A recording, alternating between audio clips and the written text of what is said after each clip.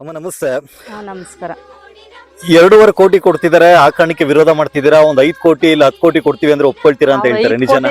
5 ಕೋಟಿ ಅಲ್ಲ, ಅವ್ರು 1000 ಕೋಟಿ ಕೊಟ್ರು ನಾವು ಇವತ್ತು ಒಂದ್ ಕುಂಟೆ ಭೂಮಿ ತಗೊಳಕಾಗುತ್ತಾ ಹೋಗಿ?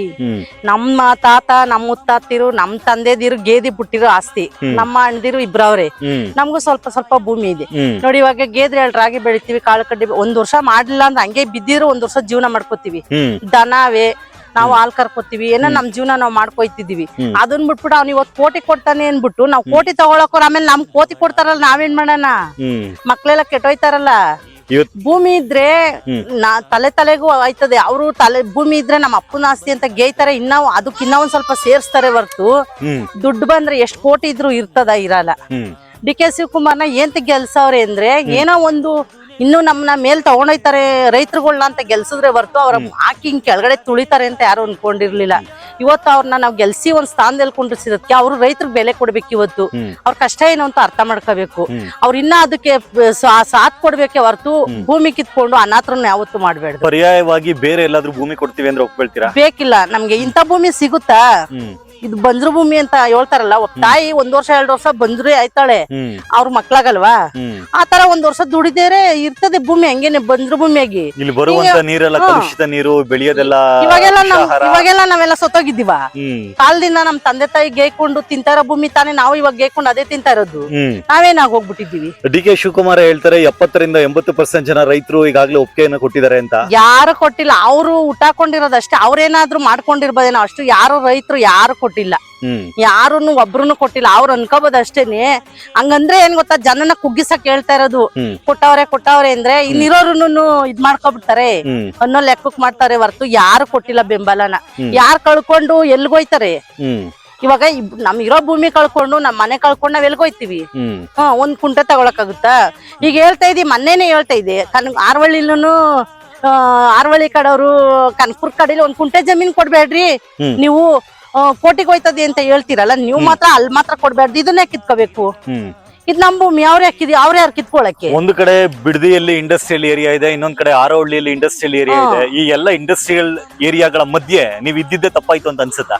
ತಪ್ಪಲ್ಲ, ಅವ್ನು ಹೇಳ್ಕೋಬತ್ ತಪ್ಪು ಅಂತ. ಮತ್ತು ನಾವು ಪುಣ್ಯ ಮಾಡಿದ್ವಿ ಮಧ್ಯೆ ಇರಕ್ಕೆ. ಇದ್ರಲ್ಲಿ ನಾವಿರ್ಬೇಕು ಅಂದ್ರೆ ನಾವು ಪುಣ್ಯವಂತರು. ಆ ಗಾಳಿ ಕುಡ್ಕೊಂಡು, ಆ ಕೆಟ್ಟ ಗಾಳಿ ಕುಡ್ಕೊಂಡು, ಆ ಕಾಯಿಲೆ ಬರ್ಸ್ಕೊಳ್ಳೋದ್ಕಿನ್ನ ಮತ್ತು ನಾವ್ ಈ ಪರಿಸರದಲ್ಲಿ ಇರಕ್ ನಾವು ಪುಣ್ಯ ಮಾಡಿದ್ದೀವಿ. ಇನ್ನ 1000 ವರ್ಷ ಇರ್ಬೋದೇ ಹೊರ್ತು ಕೊಟ್ಬಿಟ್ಟು ಆಯ್ತು ಇಲ್ಲಿ ತಗೋಬಿಟ್ಟು ಎಲ್ ಕೊಡ್ಸ್ತಾರ ನಮ್ಗೆ ಭೂಮಿನ? ಏನಕ್ಕೆ ಬಂದಂತ ಸರ್ಕಾರದವರೆಲ್ಲ ಬಿಡದಿ ಮೇಲೆ ಕಣ್ಣಾಕ್ತಾರಲ್ಲ, ಏನಕ್ಕೆ? ಗೊತ್ತಿಲ್ಲಪ್ಪ ಏನದು. ಕರ್ನಾಟಕದಲ್ಲಿ ಜಾಗ ಇದೆ, ಇದೆಲ್ಲ ಪರಿಸರ ನೋಡ್ಬಿಟ್ಟೆ ಅವ್ರಿಗೆ ಹೊಟ್ಟೆವ್ರಿ. ಇದನ್ ಕಿತ್ಕೊಳ್ಳೋಣ ಫಸ್ಟ್. ಸರ್ಕಾರ ಯಾವ್ದಾದ್ರು ಒಂದು ಭೂಮಿಯನ್ನ ಸ್ವಾಧೀನ ಪಡಿಸ್ಕೊಳ್ಬೇಕು ಅಂದ್ರೆ ಯಾರೆಲ್ಲ ಆ ಭೂಮಿಯಿಂದ ವಂಚಿತರಾಗ್ತಾರೆ ಅಂತವ್ರೊಂದಿಗೆ ಹೋಗಿ ಸಮಾಲೋಚನೆ ಮಾಡ್ಬೇಕು, ಸಂವಾದ ಮಾಡ್ಬೇಕು ಅಂತ ಹೇಳ್ತಾರೆ, ಅಥವಾ ಅವರಿಂದ ಮಾಹಿತಿನ ಸಂಗ್ರಹ ಮಾಡ್ಬೇಕು ಅಂತ ಹೇಳ್ತಾರೆ. ಸರ್ಕಾರಿ ಅಧಿಕಾರಿಗಳು ಯಾರಾದ್ರೂ ಆ ರೀತಿ ಯಾರು ಬಂದಿಲ್ಲ, ಎಲ್ಲ ಒಳಂತರನೇ ಇದ್ ಮಾಡ್ಕೊಂಡಿರೋದು. ಯಾರು ಬಂದಿಲ್ಲ, ಯಾರು ಇನ್ನೂವರೆಗೂ ಯಾರು ಬಂದಿಲ್ಲ, ಯಾರು ಕೇಳಲಿಲ್ಲ. ಡಿ.ಕೆ. ಶಿವಕುಮಾರ್ ಆಗ್ಲಿನೇ ಆಯ್ತು ಬಂದ್ ಕೇಳ್ಬೋದೈತಲ್ಲ. ಬೈರ್ಮಂಗ್ಳಕ್ ಬಂದು ಇವಾಗ 1.5 ವರ್ಷದಿಂದ ಮಾಡ್ತಾವ್ರಲ್ಲ, ಯಾರು ಬಂದೇ ಇಲ್ವಲ್ಲ. ಸುಮ್ನೆ ಇವತ್ತು ದುಡ್ಡು ಹಾಕ್ಬಿಡ್ತಾರ, ಸುಮ್ನೆ ಎದುರಿಸ್ತಾರ ಜನನ. ಯಾವ್ದೇ ಕಾರಣಕ್ಕೂ ಒಂದ್ ಕುಂಟೆ ಅಲ್ಲ, ಒಂದ್ ಕಳ್ ತಗೊಂಡೋಗಕ್ಕೂ ಸಾಧ್ಯ ಇಲ್ಲ ಇಲ್ಲಿಂದ. ಎಷ್ಟು ಹಸುಗಳು ಸಾಕ್ತಿದ್ರಿ ನೀವು? ನಾವು ಹಸುಗಳು ಒಂದ್ 5 ಅರವೆ. ಈ ಹಸುಗಳು ಮತ್ತೆ ರೇಷ್ಮೆಯಿಂದ ಒಂದು ತಿಂಗಳಿಗೆ ನೀವು ಎಷ್ಟು ಸಂಪಾದನೆ ಮಾಡ್ಬೋದು? ನಾವ್ ಮಾಡ್ದಂಗೆಲ್ಲ ಲಕ್ಷ ಆದ್ರೂ ಮಾಡ್ಬೋದು, 50,000 ಆದ್ರೂ ಮಾಡ್ಬೋದು. ನಾವ್ ಹೆಂಗ್ ಯಾವ ತರದಲ್ಲಿ ಮಾಡ್ತೀವಿ ಆ ತರದಲ್ಲಿ. ಒಂದ್ ವರ್ಷ ಗೆದ್ರೆ ರಾಗಿನ ಕಂಡ್ಗಾರ್ ಗಟ್ಲೆ ಬೆಳಿತೀವಿ. ಅದ್ರಲ್ಲೇ ನೋಡಿ ಇವತ್ತು 10,000 ಒಂದ್ ಕಂಡ್ಗ. ಎಲ್ಲ ಕಿತ್ಕೊಬಿಟ್ರೆ ನೀನೇನ್ ನಾವು ಯಾವ್ದು ಮೊಣ್ ತಿನ್ಬೇಕಾ? ಡಿ.ಕೆ. ಶಿವಕುಮಾರ್ ಆದ್ರೂ ಮೊಣ್ ತಿನ್ನಕಾಯ್ತದ? ನಾವು ಅನ್ನನೇ ತಿನ್ನೋದು, ಅವ್ರ ಅನ್ನನೇ ತಿನ್ನೋದು. ಈಗ ಇಷ್ಟು 9,000 ಎಕರೆನು ನೀನು ಭೂಸ್ವಾಧೀನ ಮಾಡ್ಕೊಬಿಟ್ರೆ ಏನ್ ಬೆಳಿತಿ? ನೀನೇನ್ ತಿಂತಿ? ಅವ್ರು ಹೇಳ್ತಾರೆ ನಾವ್ ರೈತರು ಬೆಳೆದಿ ಕೊಟ್ರೆ ತಾನೆ ಅವ್ರು ತಿನ್ನಕಾಗೋದು. ಟೌನ್ಶಿಪ್ ಅನ್ನ ಅಭಿವೃದ್ಧಿ ಪಡಿಸಿದಾಗ 50% ರೆಸಿಡೆನ್ಶಿಯಲ್ ಏರಿಯಾಗಳು, ಫ್ಲಾಟ್ ಗಳೇನಿದೆ ಅದನ್ನ ಕೊಡ್ತೀವಿ ಅಂತ ಹೇಳ್ತಾರೆ. 45% ಕಮರ್ಷಿಯಲ್ ಏರಿಯಾ ಕೊಡ್ತೀನಿ ಅಂತ ಹೇಳ್ತಾರೆ. ನಾವೇ ಕಟ್ಕೊಂಡಿವಿ ಸಾಕು, ನಮ್ಗೆ ಒಂದ್ ಗುಡ್ಸ್ಲಾ ಮಾರ್ಕೊಂಡ್ಬಿಟ್ಟು ತಿನ್ಕೊಂಡ್ ಬೆಳಗ್ಗೆ ಎದ್ದು ಗೇಯಕೋರ್ಗೆ ಯಾವ ಆಸ್ತಿ ಇದ್ ಕಟ್ಕೊಂಡ್ ಮನೆ ಕಟ್ಕೊಂಡೇನು ಮೋಡ್ ಮೇಲೆ ಕಟ್ಕೊಂಡ್ರೆ ಒಂದ್ ಸೀಟನ್ ಮನೆ ಆದ್ರೂ ಸಾಕು ನಿಮ್ದೇಗಿದ್ರೆ. ಕೋಟಿ ಕಟ್ಬಿಟ್ಟು ಮನೆ ಖರ್ಚು ಮಾಡ್ಬಿಟ್ರೆ ಮನೆ ಕೋಟಿ ತಂದಿಕ್ಕತ್ತ. ನಾವ್ ಗೆದ್ರೆ ತಾನೆ ಬೇಡ, ನಮ್ಗೆ ಒಂದ್ ಸೀಟನ್ ಮನೆ ಸಾಕು ನಮ್ಗೆ ನಿಮ್ದೇಗಿರಕ್ಕೆ. ನಮಗ್ ಗೊತ್ತು, ಈಗ ನಮ್ಮ ಮಕ್ಳುಗಳನ್ನ ಓದಿಸ್ಕೊಳ್ಳೋದು ಗೊತ್ತು, ಸ್ಥಾನಕ್ ತರೋದು ಗೊತ್ತು. ಇವಾಗೇನು ಮಹಿಳಾ ಸಂಘ ಅಂತ ಅದೇ ಬೇಕು ಅಂದ್ರೆ ಕಷ್ಟ ಅಂದ್ರೆ ಒಂದ್ 5,000 10,000 ಎತ್ಕೋತೀವಿ, ನಾ ಕಟ್ಕೊಳ್ಳೋ ಕೆಪಾಸಿಟಿನೂ ಅದೇ. ಅವ್ರ ಕೋಟಿ ಕೊಡೋದು ಬೇಡ, ನಾವ್ ಈಸ್ಕೊಳ್ಳೋದು ಬೇಡ, ನಮ್ಮ ಆಸ್ತಿ ನಮ್ಗಿರ್ಲಿ, ಅಯ್ಯಪ್ಪ ನಮ್ಮ ಆಸ್ತಿ ಸುದ್ದಿಗ್ ಬರ್ದೇ ಇದ್ರೆ ಸಾಕು. ನೀವೇ ಹೆಣ್ಮಕ್ಳೆಲ್ಲ ಗೃಹಲಕ್ಷ್ಮಿ ಯೋಜನೆ 2000 ಆ ತರ ದುಡ್ಡು ಬರುತ್ತೆ ಅಂತೆಲ್ಲ ಓಟ್ ಹಾಕಿದ್ರಿ ಯಾವಾಗ?